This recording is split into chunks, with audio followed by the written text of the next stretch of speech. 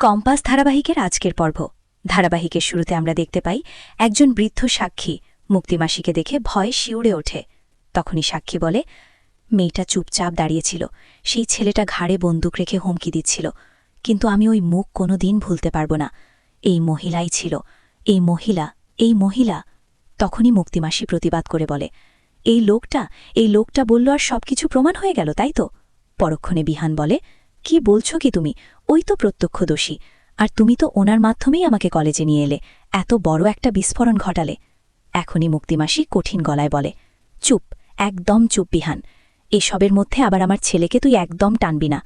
তোমার কাছে কি প্রমাণ আছে যে আমার ছেলে সেদিন ছিল? আমি একা ছিলাম। পরের সিনে আমরা দেখতে পাই কম্পাস সামনে এসে দাঁড়ায়। তখন কম্পাস বলে, তার মানে তুমি স্বীকার করছো তো মুক্তিমাসি যে ওখানে তুমি ছিলি? স্বীকার না করলে তোমরা আমার ছেলেটাকে টানতে, সমস্যা আরও জটিল হতো। পরক্ষণে বিহান বলতে যায়, আর মনে হয় তোমার সাথে সেনাপতি। তখনই মুক্তিমাসি থামিয়ে দিয়ে বলে, চুপ, একদম চুপ বিহান। অপরদিকে আমরা দেখতে পাই কম্পাস সত্য প্রকাশ করে। তখন কম্পাস বলে, আমি ত্রিলোচন টিকেট ছন্দবেশে মুক্তিমাসির ওপর নজর রাখছিলাম। একদিন দেখি কফি শপে ব্যারিস্টার অভিকেন দত্তর সাথে দেখা করছে। আমি শুনেছি নেক্সট টার্গেট ছিল মা ঋতুজা চৌধুরী। ঋতুজা চৌধুরীকে এবার আমরা সরিয়ে দেবই দেব। পরবর্তীতে আমরা দেখতে পাই পুলিশ অফিসার দুইজন শ্রমিককে নিয়ে আসে। তখন পুলিশ অফিসার বলে, বল সেদিন কি হয়েছিল, কার কথায় ওকে মাটি চাপা দিয়েছিলি? তখনই শ্রমিক মুক্তিমাসির দিকে দেখিয়ে বলে, ওই ম্যাডাম, কাজটা করার জন্য আমাদের অনেক টাকা দিয়েছিল।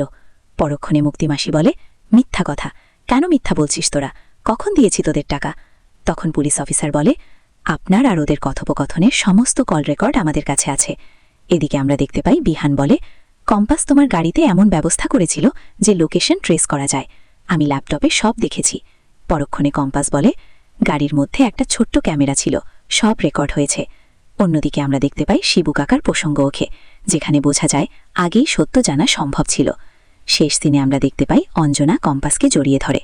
তখন কম্পাস বলে, মা, আমাকে ক্ষমা করে দাও মা, সত্যিটা বের করতে আমাকে এটা গোপন রাখতে হয়েছিল। তখন অঞ্জনা বলে, রাগ হয়েছিল, কিন্তু এখন আর রাগ নেই। পরক্ষণে পুলিশ মুক্তিমাসিকে নিয়ে যেতে গেলে তখন মুক্তিমাসি বলে, কম্পাস, এক মাঘে শীত যায় না। আমার হয়ে কোর্টে ব্যারিস্টার অভিকেন দত্ত থাকবে, আর কমলেশ চৌধুরী তোমাদের এমনভাবে ফাঁসাবে যে তোমরা শ্বাস নিতে পারবে না। তখনই কম্পাস বলে, আমি আছি মুক্তিমাসি, তুমি যদি ফায়ার হও তবে আমি ফায়ার এক্সটিংগুইশার। শেষ মুহূর্তে আমরা দেখতে পাই পুলিশ মুক্তিমাসিকে নিয়ে যায়, আর ঋতুজা চৌধুরী সহ পুরো পরিবার স্বস্তি পায়, আর কম্পাসকে ফিরে পেয়ে খুশি হয়। এই ছিল কম্পাস ধারাবাহিকের আজকের পর্ব। ভিডিওটি ভালো লেগে থাকলে লাইক, কমেন্ট, শেয়ার করবেন, আর পরবর্তী পর্ব সবার আগে পেতে চ্যানেলটি সাবস্ক্রাইব করে রাখুন। ধন্যবাদ।